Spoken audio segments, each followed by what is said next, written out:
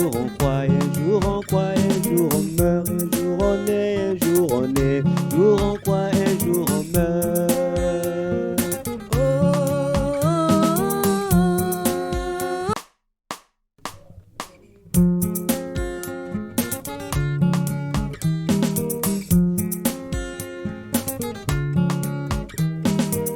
Un jour on est, un jour on croit, un jour on croit, un jour on meurt, un jour on est, jour on est, un jour on croit, un jour on meurt, un jour on est, jour on croit, un jour on croit, un jour on meurt, un jour on est, un jour on est, jour on croit, un jour on meurt.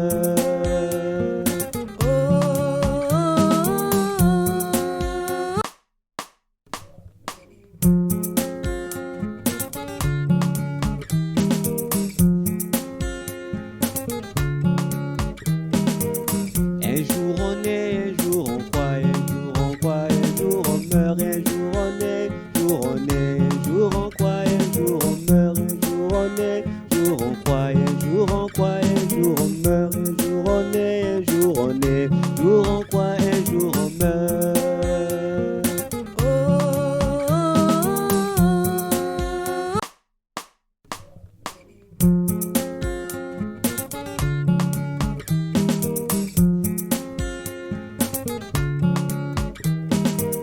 Un jour on est, un jour on croit, un jour on croit, un jour on meurt, un jour on est, jour on est, un jour on croit, un jour on meurt, un jour on est, jour on croit, un jour on croit, un jour on meurt, un jour on est, un jour on est, jour on croit, un jour on meurt.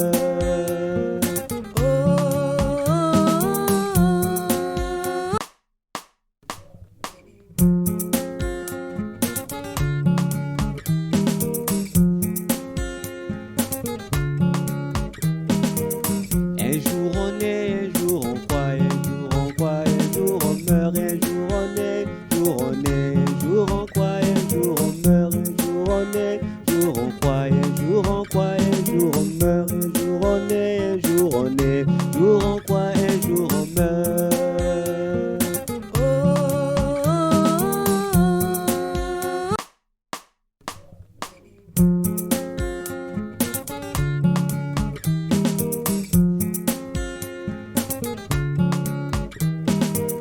Un jour on est, un jour on croit, un jour on croit, un jour on meurt, un jour on est, jour on est, un jour on croit, un jour on meurt, un jour on est, jour on croit, un jour on croit, un jour on meurt, un jour on est, un jour on est, jour on croit, un jour on meurt.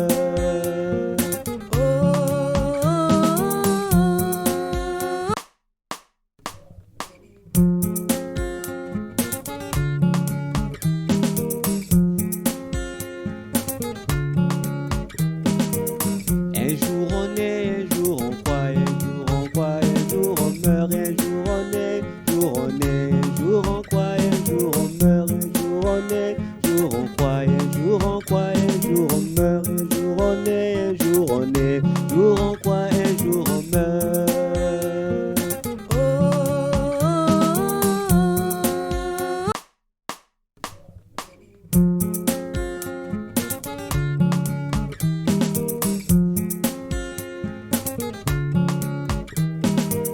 Un jour on est, un jour on croit, un jour on croit, un jour on meurt, un jour on est, jour on est, un jour on croit, un jour on meurt, un jour on est, jour on croit, un jour on croit, un jour on meurt, un jour on est, un jour on est, jour on croit, un jour on meurt.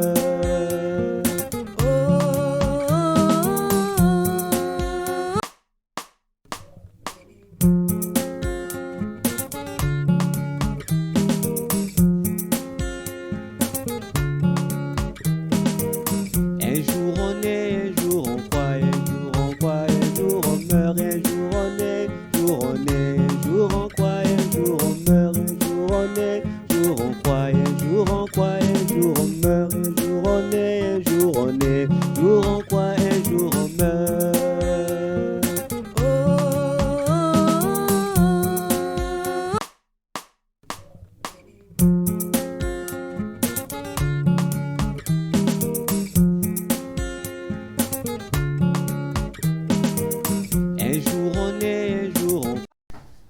Ok, donc on était dans Exode. On était dans Exode,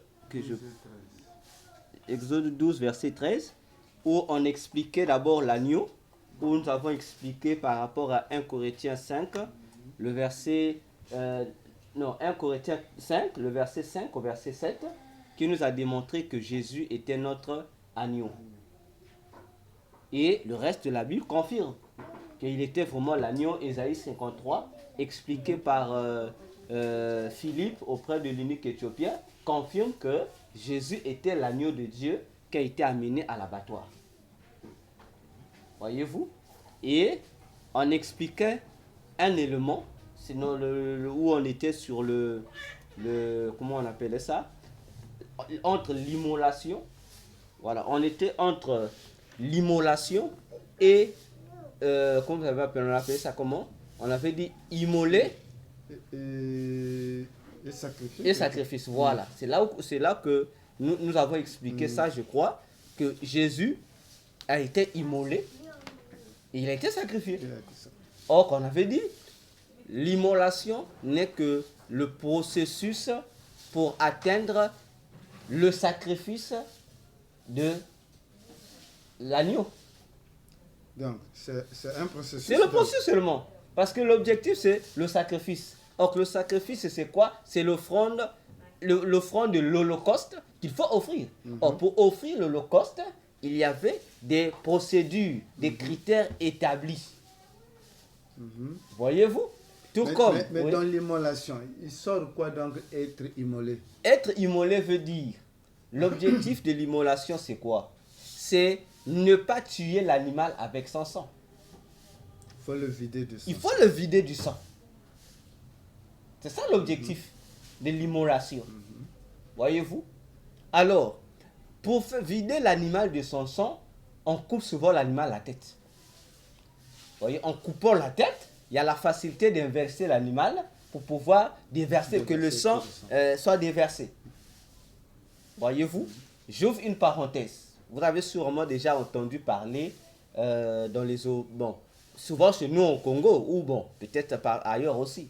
On parle souvent de l'eau des morts qui sont utilisées par certains individus pour gagner, pour la réussite et dans le commerce.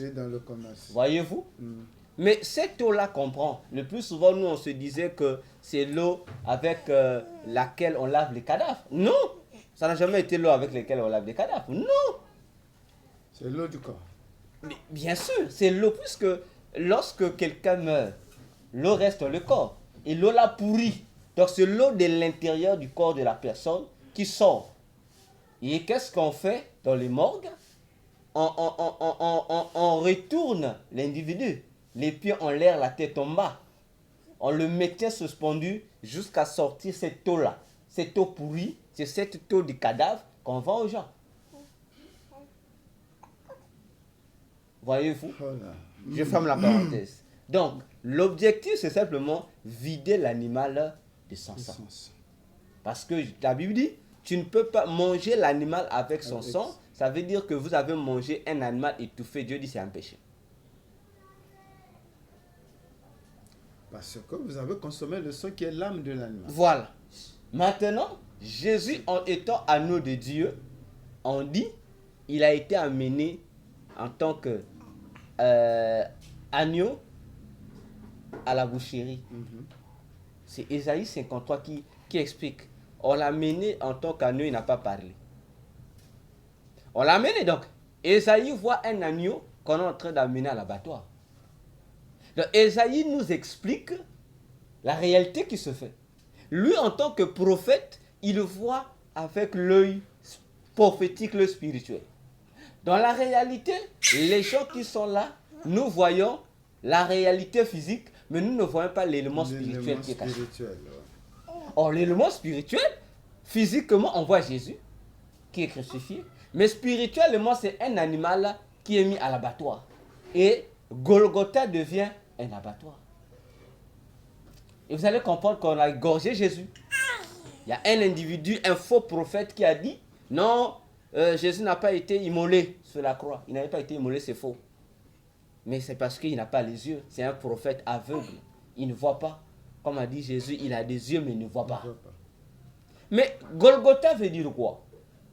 On dit que Golgotha veut dire le lieu du crâne. Autrement dit, la montagne du crâne. Alors, on se pose la question. Mais il y avait plusieurs montagnes. Mais pourquoi seulement la montagne, on dit ça appartient à un crâne? Nous savons que qu'est-ce que le crâne? Le crâne, c'est une tête qui a été coupée. Et c'est là que on doit aller. Le crâne veut dire c'est une tête qui a été arrachée d'une personne et qui a été déposée là-bas. Et la tête là a pourri, c'est devenu le crâne. Pasteur, un jour, Jésus se retrouvant avec les disciples de Jean-Baptiste. Je pense que c'était, si c'était pas Pierre et André, c'était donc Jacques ou Jean. Et Jean. Jean-Baptiste leur dit, suivez-le. Voici l'agneau, suivez. En suivant Jésus, ils vont lui poser la question. Maître, mais tu habites où? André, non? Voilà. Où habites-tu? Jésus leur répondit, les oiseaux ont des nids, les renards ont des tanières, mais le Fils de l'homme n'a pas un lieu où reposer sa tête. Si on réfléchit bien, comme j'ai toujours dit aux gens, on va comprendre que, littéralement parlant, la réponse que Jésus a donnée ne cadrait pas avec la question posée. Eux, ils ne savaient pas qu'on devait se faire poser la tête. Eux, ils ont demandé si Jésus avait une maison. Mais Jésus leur répond que, Jésus leur fait comprendre que ma tête là n'a pas un lieu où se reposer. Oh Jésus, est-ce qu'on a demandé si ta tête veut te reposer? On a demandé une maison. Parce qu'eux, ils vont te suivre. Donc eux, les disciples se sont déjà dit qu'en le suivant, sûrement on aura une pause dans une maison où on va manger, on va se reposer pour poursuivre la mission comme il faisait avec Jean-Baptiste. Bon, Jésus leur a dit, non, ma tête là ne se repose pas. Ah, il y a un problème. Il dit, le Fils n'a pas un lieu où faire reposer sa tête. Maintenant, on va poser la question, pasteur. Jésus dormait dans la barque de Pierre. C'était pas un lieu. C'est aussi un lieu. Mais comment il dit qu'il n'avait pas un lieu où faire la tête? Pourtant, la majeure du temps, il passait son temps dans la barque de Pierre. Il dormait là-bas, tous dans la barque. Donc Jésus avait moi aussi. Non, pourtant pas. Voilà. Parce qu'il parlait d'un autre lieu où ça devait être, où il doit faire reposer cette tête-là. Et c'est là que, en tant qu'agneau, puisque l'agneau doit être abattu, on doit abattre l'animal, on doit l'égorger. Autrement dit, l'immoler. C'est ce qui se faisait au temple. À la Pâque, on amenait les agneaux tels que exigés par le Seigneur lui-même et on égorgeait l'animal. Et ce sont les sacrificateurs qui le faisaient, qui égorgeaient l'animal. Et après, on remettait au souverain sacrificateur. On égorge, le sacrificateur prend le sang et restitue. Suivez-moi bien, pasteur. Le souverain sacrificateur coupe. Ou le sacrificateur, il coupe, il les égorge. Et eux, ils récupèrent le sang. Après avoir récupéré le sang. C'est le souverain maintenant qui récupère le sang. Non, le sacrificateur. Le sacrificateur récupère le sang. Une partie du sang pour qu'il aille déverser cela dans, comment vous appelez ça, dans le propitiatoire. Et une autre partie du sang, parce que dans le désert, il devait appliquer le sang sur les linteaux des maisons. Oui. Or, d'abord même depuis... Ça c'est dans Exode 12. D'accord. Mais non, plus tard, lorsqu'ils ont quitté le désert, ça ne se faisait plus la même chose. C'est pourquoi je vous ai dit que la Pâque cache plusieurs mystères et ce qu'on a vu la dernière fois avec les mystères du sang. Vous allez voir que certains critères établis dans Exode 12 ne sont plus revenus dans les autres Pâques. Jusqu'à aujourd'hui, ils ne sont plus revenus. Parmi les éléments, le sang de l'animal sur les portes et linteaux. Il n'y en a plus. Parce que le sang devait rester au temple maintenant. Alors, les souverains sacrificateurs ou les sacrificateurs prenaient l'animal, après avoir récupéré ce qu'il fallait récupérer, remettaient la peau de l'animal puisque ils égorgeaient la peau là. Hein, comment on peut ça? On va appeler ça quoi? Éplucher. Voilà. Après, voilà. Ils remettent le reste, la peau et autres, au responsable, au chef de famille.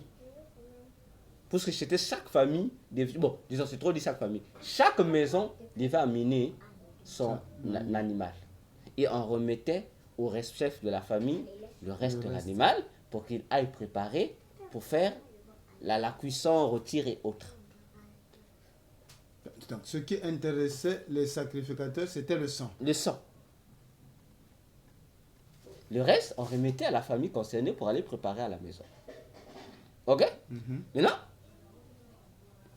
et c'est le sacrificateur maintenant qui allait, offrait, faisait ceci ou cela. Mais le sang dans le purgatoire. Voilà, et faire le reste et les autres parties là, faire voilà, quelque chose comme ça. Ok, ce qu'il faisait avec le sang qu'il récupérait là. Alors, Jésus sur la croix, il est l'animal. Golgotha, c'est le feu. Le lieu du sacrifice. Alors, Jésus se retrouve là, livré par qui, pasteur? Par le sacrificateur. Non, pas le sacrificateur qui le livre. Non.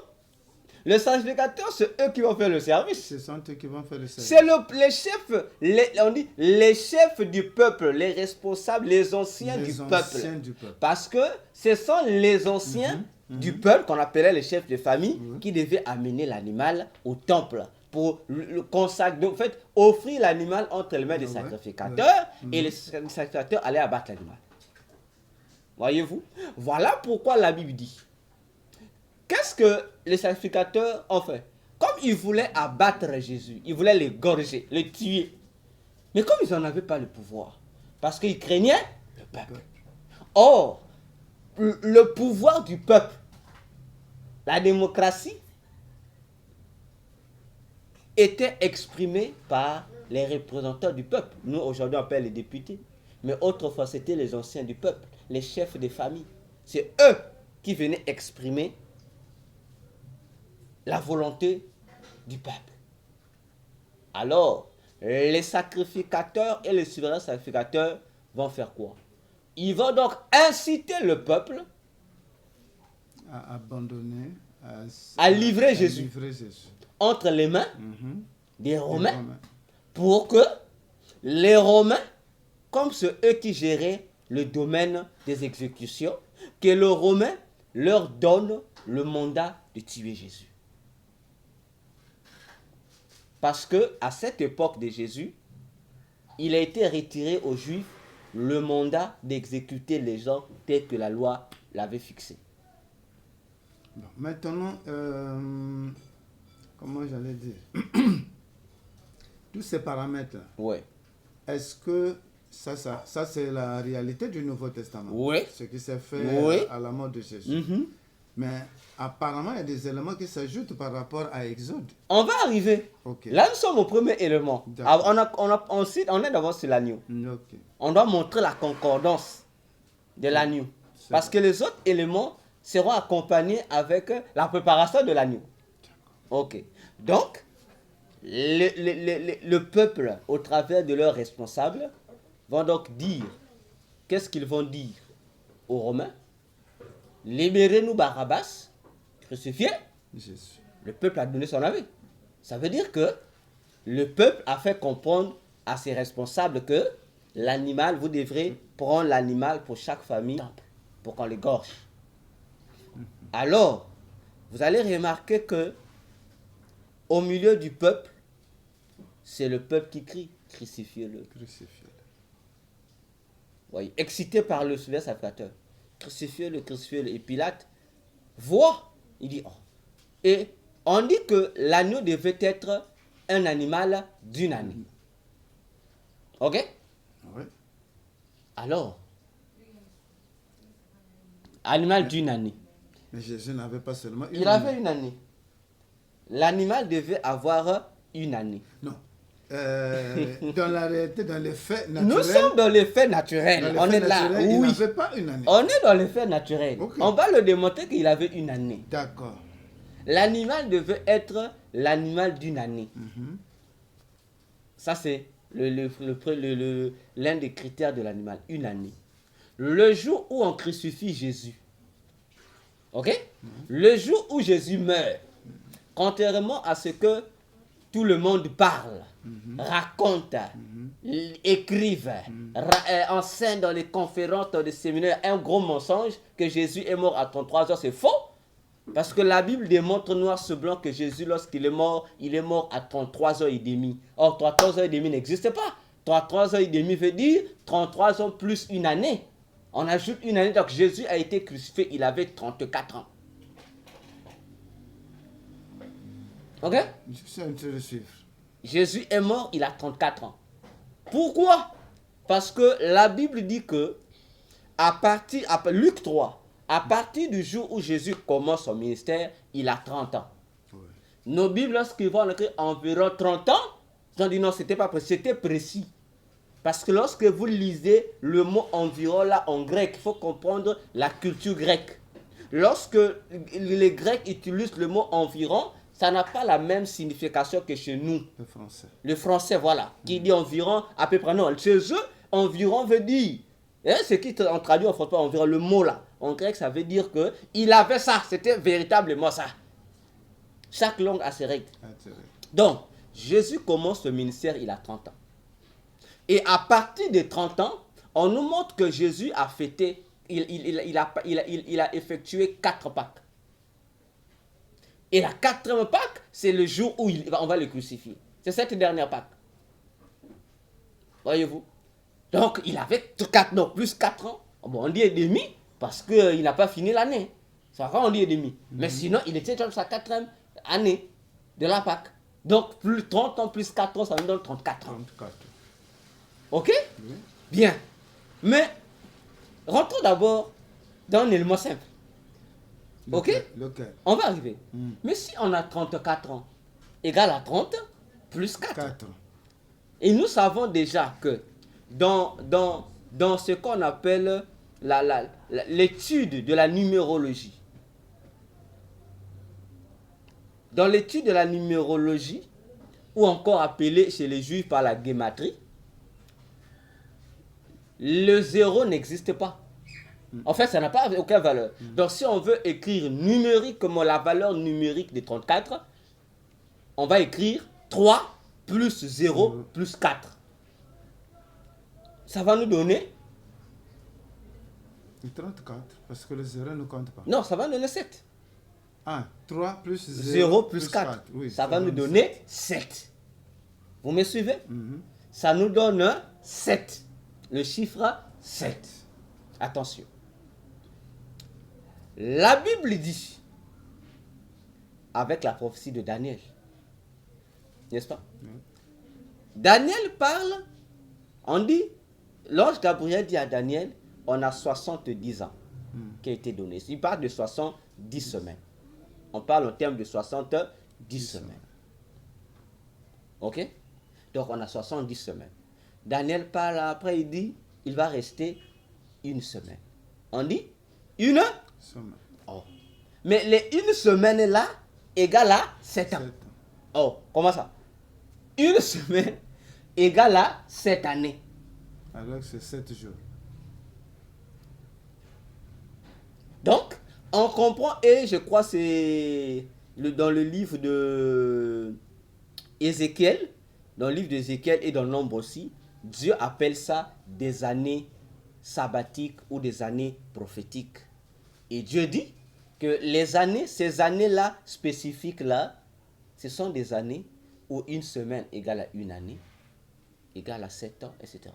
Donc, vous êtes d'accord avec moi que aux yeux de Dieu, une semaine égale à 7. Donc, une semaine égale à 7. C'est pourquoi dans la Bible, on va voir, Jésus, lorsqu'il vient, il dit, je suis venu inaugurer une année de grâce. Oh, Jésus, une année de grâce comment? Alors que dans la prophétie de Daniel 9, on dit que pour la restauration d'Israël, la totalité, il restait 7 semaines. Et les 7 semaines, si on calcule ça, ça nous donne quelque chose de 49 semaines, je pense. Les 7 semaines fera 49. 7 fois 7, 40. Ça veut dire 49 ans. Voilà, 49 ans. 49, oui. Vous voyez, 49 ans. Donc c'est la même période, mais qui change de timbre. 7 semaines. Bon, si comme vous avez dit, si on prend le rapport à 7 semaines, on va voir, c'est une semaine, on dit c'est une semaine. On voit 1, et si on décortique ça, ça nous donne 7. Bon, on prend 7 ans, on prend tout ça, ça englobe 49 ans. Et on retrouve que ce sont les mêmes chiffres qui s'entremêlent entre eux, mais qui ne parlent que de la même chose. Ok? Donc, si Jésus avait 34 ans nous donne 7 et ça nous donne 1. Une semaine ou une année, ça fait une année. Donc, si on reformule, Jésus est mort, il avait une année. Mais on va encore l'expliquer avec la Bible maintenant. Avec une année de Jésus. On va maintenant l'expliquer. Oui. La Bible dit, Jésus lorsqu'il est né, je pense Matthieu 1, verset 20 jusqu'au verset 23, on dit qu'il est né en tant que premier-né de Marie. Ok? Oui. Donc sur la terre, il est né en tant que premier-né. Donc en tant que le premier. Fils aîné. Voilà, donc il a déjà le chiffre 1 avec lui. Oui. Au ciel, il est appelé le Fils unique. C'est quoi? Le premier. Un aussi. Un aussi. Lorsqu'il vient, on l'appelle encore, on dit, dans toute la création, on dit, il est le premier-né de la création. Ça nous donne encore un. Et on dit, il est même le principe de la création de Dieu, parce que toute chose a été faite par lui. Il existe avant toute chose. Donc, il prend toujours le numéro 1. On dit encore, lorsqu'il meurt, on dit, il est le premier-né d'entre tous les morts. Donc, parmi les vivants, il est le premier-né. Parmi les morts, il est le premier-né. Parce que tous ceux qui sont morts sont morts. Il est le seul qui est mort et qui s'est fait ressusciter lui-même. Il a dit dans Jean 2, lorsqu'il dit d'étudier le temple, je le rebâtirai. Il dit je, c'est lui. Il est le seul qui a vécu la mort, qui est revenu à la vie. Donc, c'est ce qui lui donne la caractéristique du nombre, non, du chiffre 1. C'est pourquoi on dit, il est l'alpha et l'oméga. Mais c'est lui qui est la fin. Ça veut dire que c'est le premier, il est l'unique. C'est le seul. Parce que si tu es le premier, le dernier, donc ça veut dire que après toi, avant toi, donc tu es l'unique. Tu as accompli tout. Voilà. Donc il est le numéro 1. Voilà pourquoi c'est son âge. Il a 1 an. L'agneau. Voilà pourquoi Jésus, c'est un animal il devait avoir une année. Oh! Ouais. Non, allez-y, s'il y a quelque chose de dire. Mais ce n'est pas facile à comprendre, même dans la lecture biblique, sans une révélation. Parce que, justement, par rapport aux chiffres et ses positions, ça ne nous donne pas de conclure qu'il avait une année. C'est parce que, comme on le dit, il est mort à 34 ans. Il est mort à 34. Oui. Or, 30, même si on supprime 30, on va retenir 4 ans. Si encore il avait 31 ans, bon, en supprimant avec ce que la Bible révèle, comment là, peut-être qu'il pouvait se retrouver avec 1. Or que là, il faut partir avec les chiffres de Dieu lui-même, la pensée de Dieu lui-même, qui écrit cette histoire et qui l'accomplit. Et ça, justement, ce n'est que par révélation. C'est pour cela, justement, beaucoup de serviteurs ne pourront qu'échouer. Je suis d'accord, ça n'a pas de révélation. Ouais. Mais cette révélation est dans la Bible.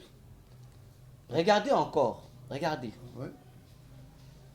Dieu dit,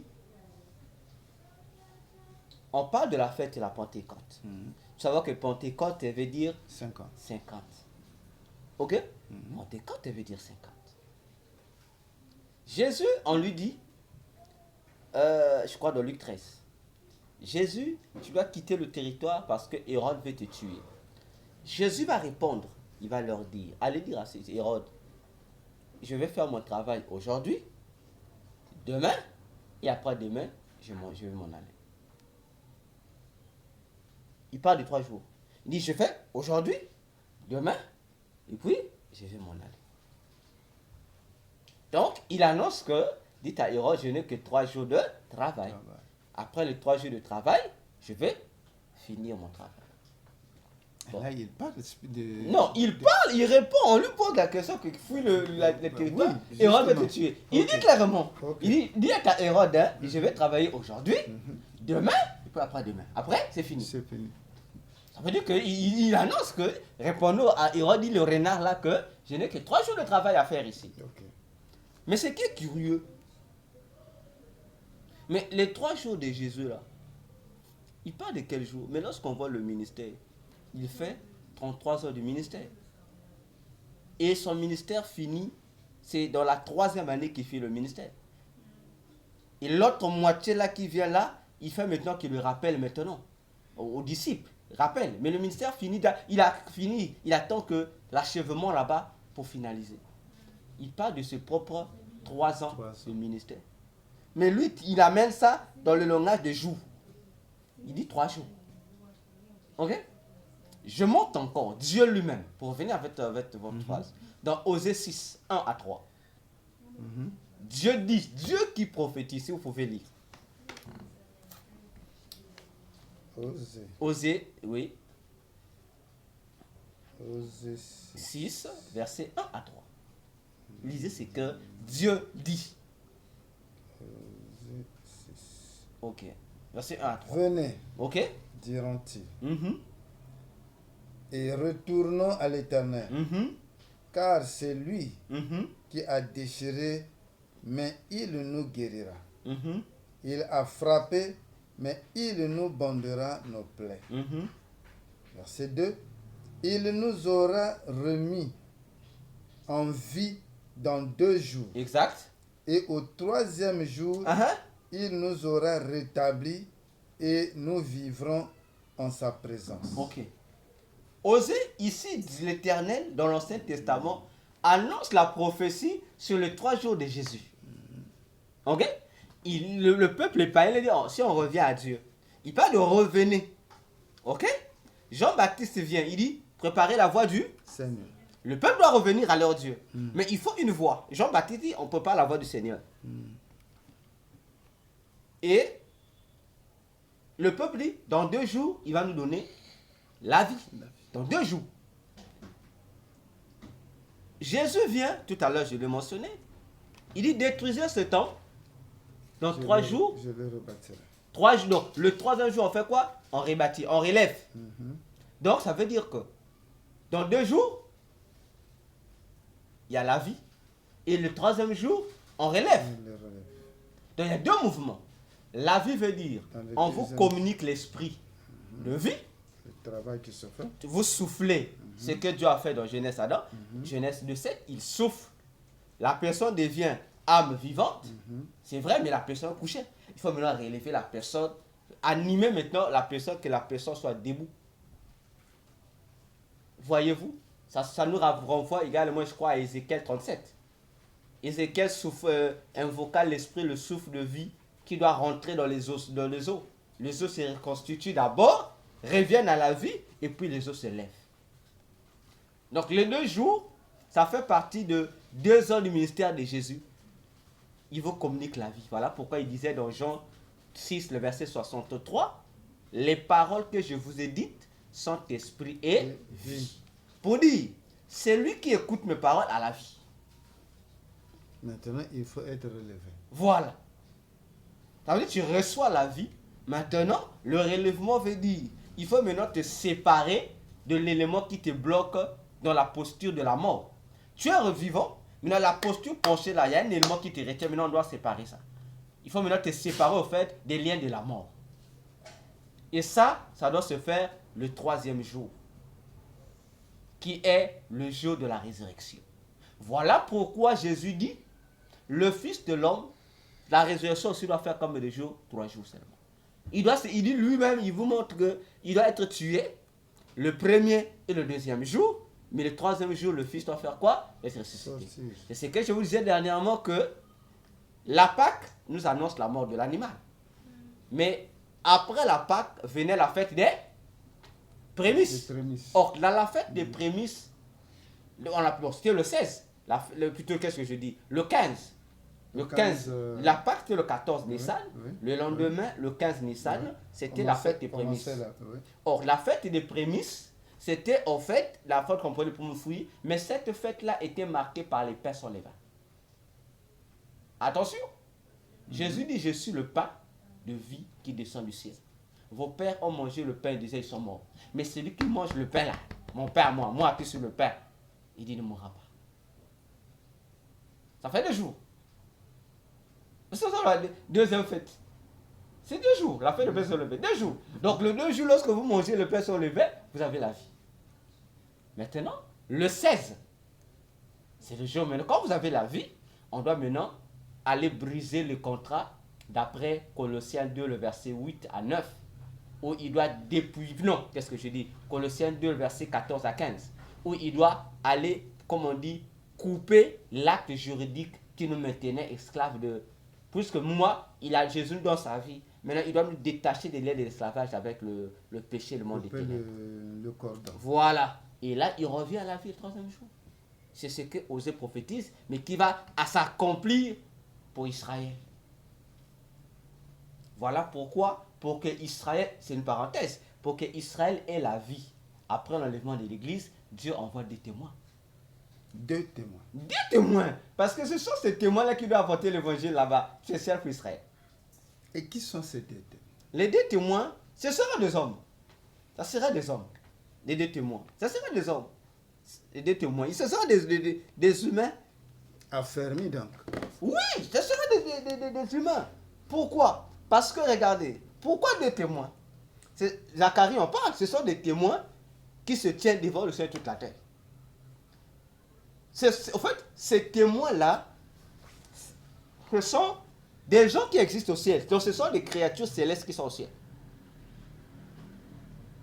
Voyez-vous? Dieu dit ce sont les 2 témoins. Et je suspecte que ces 2 témoins-là seront Gabriel et Michael. Je suspecte que c'est Gabriel, l'ange Gabriel et l'ange Michael. Pourquoi? Qui vont prendre la forme humaine. Bien sûr. Pourquoi? Parce que, regardez, les 2 témoins vont évangéliser en Israël pendant la période de l'Antichrist pour apporter le réveil en Israël. Mais le 3e témoin qui va apparaître, parce que eux, l'objectif de l'évangile, c'est ça, quoi? Leur donner la vie éternelle, qu'ils reçoivent la vie éternelle par la prédication de l'évangile qu'ils vont faire. Mais après, il faut qu'il y ait un rétablissement. Rappelez-vous dans Acte 1, verset 1 jusqu'au verset 8e, où les apôtres posent à Jésus la question. Est-ce que, lorsque tu reviendras là, est-ce que c'est à ce moment que tu vas rétablir le royaume de David? C'est ça la résurrection d'Israël, en fait. Parce que tant qu'il n'y a pas le rétablissement du royaume de David, Israël n'est pas peuple. Or, Romains 9, 10, 11 dit que Israël n'est pas sauvé comme nous les nations, individuellement. Mais eux, ils sont sauvés en tant que peuple. Nation, en tant que peuple. Voyez-vous? Donc, la mission des 2 témoins, c'est simplement pour les rassembler, au fait, en un lieu. Pour dire, bon, vous êtes là, il faut que vous soyez un peuple. Or, pour qu'Israël soit peuple, le royaume doit être reconstruit. Donc, Israël, actuellement, est comme un peuple errant qui n'a pas de royaume. Pour qu'il ait, une fois que le royaume est rebâti, il faut qu'il y ait David. Comme dit Osée, ils doivent chercher David. Parce que c'est le royaume de David. Donc il faut que David revienne roi. Et ce David, c'est Jésus. Et c'est là où Apocalypse 19 nous dit, le ciel, une fois que les 2 témoins auront fini, ils seront tués et aussi seront ressuscités. Et la Bible dit qu'une fois ils seront ressuscités, de la même manière que Jésus est monté aux cieux, la même manière que le témoin aussi sera monté au ciel. Et une fois que le témoin monte au ciel, Jésus descend. Lui-même maintenant, en tant que troisième jour, pourquoi faire? On dit maintenant, il apparaît, c'est là où la Bible de l'étude entière dit que tout œil le verra. Les Juifs se lamenteront. Ils vont reconnaître. Et c'est là où Zacharie 12 s'exprime. Ils vont pleurer sur lui comme on pleure sur le Fils unique. Ils vont reconnaître que c'est lui le Messie, il avait percé. Tout ça. Donc il vient maintenant, ils ont la vie. Maintenant, il vient maintenant rétablir le royaume. Maintenant, pourquoi je suspecte que ça sera Michael et Michael. Michael et Gabriel. Voilà. Pasteur. Mais à la mort de Jésus, lesquels qui conservaient le tombeau de Jésus? Les gardiens. Non. La Bible dit qu'il y avait 2 anges qui gardaient la tombe de Jésus. Et ça, c'est la résurrection qui descend. Ils étaient là. Dès qu'ils ont enterré, les gardiens étaient dehors. Et ils sont descendus. Pourquoi faire? Ils sont descendus pour enlever la pierre, pour faciliter quoi? La sortie, autrement dit, pour publier la résurrection, pour faciliter la résurrection. En fait, Christ était déjà sorti avant l'ouverture du tombeau. Non, il était là. Puisque lorsqu'il revient à la vie, il revient à la vie de là où il a été enterré. Ah oui, mais quand Marie de Magdala rentre, Ou non, mais il ne voit pas, elle ne voit pas Marie. Lorsque les maris arrivent, ils ne voient pas Jésus. Oui. Parce que les anges qui sont descendus là, ils sont descendus pour enlever la pierre. Pour que Jésus qui est ressuscité sorte. Est-ce qu'il avait vraiment l'appui des anges pour que la pierre soit enlevée? Oui. C'est ça le mystère de Dieu. C'est pourquoi Paul dit dans 1 Corinthiens 3, nous sommes ouvriers avec Dieu. Pourtant, il est notre maître, mais lorsque, dans certains paramètres d'activité, lui aussi il devient ouvrier avec nous. Donc il devient un collègue de service. Alors, il avait besoin. Tout ça, c'est un message. Chaque dispensation des anges, chaque apparition d'un ange, au fait, c'est comme on dit, moi j'appelle ça, c'est une leçon. Mais au ciel, on dit c'est une dispensation. Moi, je me dis que c'est une leçon en fait. C'est un message que Dieu nous communique. Voyez-vous? Et les 2 anges-là, les gens tracassaient, c'était Gabriel et Michael. Un était à l'entrée et l'autre était à l'intérieur. Un était dehors qui gardait la porte, l'autre était à l'intérieur. C'est ça le problème. Vous remarquez encore une chose.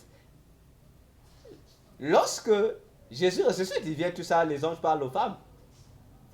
Il est ressuscité Jésus. Les anges ne diront pas à la femme, aux femmes, ou à Marie d'abord, après aux autres femmes qui étaient revenues après, que allez dire aux gens là-bas Jésus est ressuscité. Non. Non. Les anges ont seulement rappelé les femmes ce qui était écrit, ce que Jésus leur disait. Mais il vous disait, il n'est pas ici. Souvenez-vous. Mais c'est Jésus lui-même qui vient maintenant dire aux femmes, allez dire que je suis ressuscité. On peut la dire, mais pourquoi les gens n'ont pas dit aux femmes, allez annoncer les choses? On dit, c'est bizarre. Les gens ont rappelé, il dit, il n'est plus ici. Pourquoi cherchez-vous un vivant parmi les morts? Il vous dit, c'est ce qu'il vous avait dit, qu'il mourra, il ressuscitera. Donc leur mission, c'est vous sensibiliser. Jésus, même lorsqu'il rencontre les femmes, il dit, va dire à mes frères. Vous voyez comment Jésus se partage des tâches avec les anges. Donc les anges se limitent à une responsabilité donnée. Il voulait facilement dire aux femmes, allez annoncer qu'il est ressuscité. Mais ça, c'est Jésus qui apparaît, qui donne l'ordre. Voyez-vous? En tout temps, donc, il était invisible. Il était à côté. Donc, c'est lui qui était le jardinier. Mais c'est lui. Voilà pourquoi Marie ne se rendait pas compte que c'était lui. Alors, dans Actes, lorsque Jésus s'apprête à monter, les disciples avaient les regards où? Au ciel. La Bible dit que les mêmes anges qui sont passés, c'est eux qui ont apparu là, les 2 anges là, pour leur dire non, de la même manière qu'il est monté là, il va descendre aussi. Pourquoi Gabriel et Michael? Parce que ce sont les 2, ils font partie des rapprochés de Dieu. C'est pourquoi je suspecte que Zacharie dit que ce sont les 2 témoins de l'Éternel qui se tiennent devant l'Éternel. Voyez-vous? Après, il dit, je suspecte que ça soit eux. Parce que dans Genèse, dans la vie d'Abraham, il y a eu Dieu, il y a eu Gabriel, il y a eu Michael. Ce sont eux qui sont venus visiter Abraham. Mais si, pourquoi Dieu a seulement pris les deux pour l'accompagner à la visite d'Abraham? Et remarquez que envers Abraham, Dieu est resté. Mais Dieu a envoyé des anges à Sodome. Ce n'est pas Dieu qui est parti à Sodome. Il a envoyé des anges à Sodome. Auprès de qui? Auprès de Lot.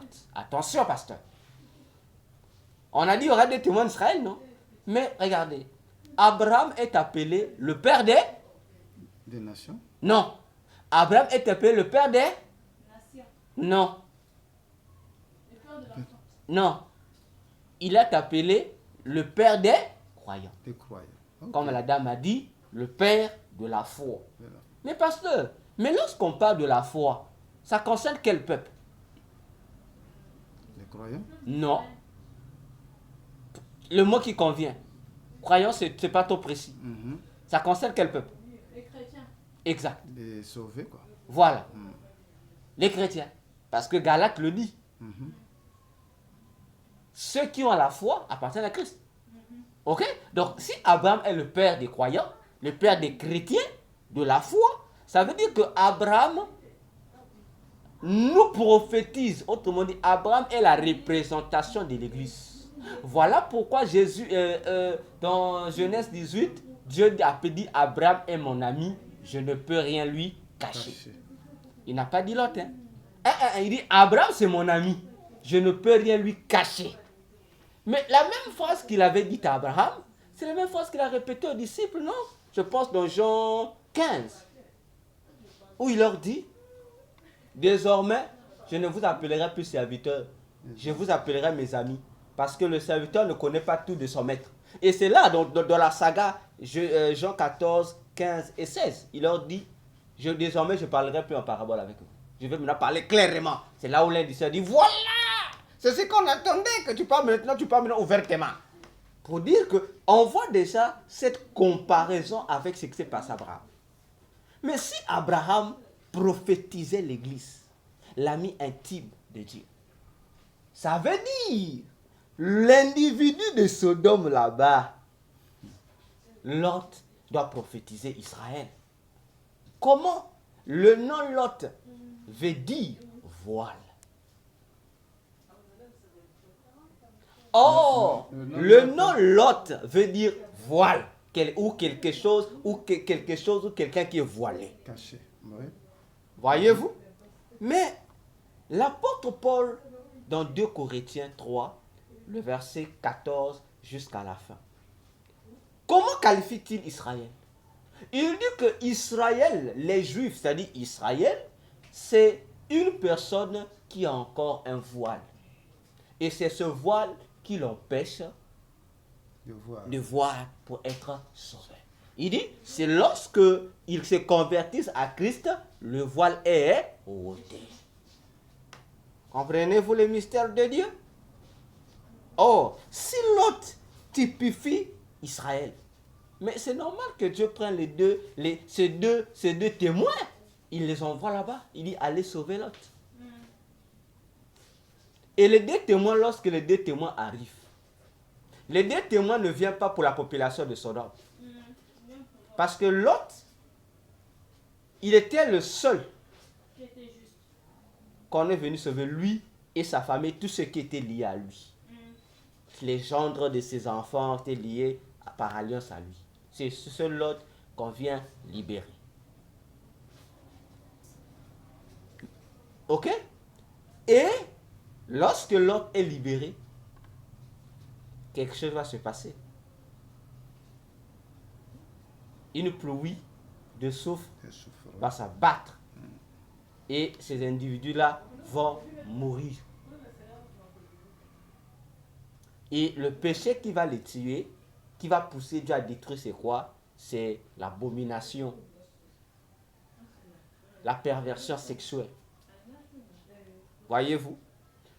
Mais c'est normal que Dieu aussi envoie là-bas les 2 témoins. Parce qu'auprès des païens, des autres nations, ça sera les chrétiens qui vont se convertir pendant la grande tribulation, qui vont évoluer dans le pays. Mais on dit spécialement pour Israël, Dieu envoie spécialement pour les Juifs là-bas les 2 témoins. C'est eux qui vont faire l'affaire là-bas.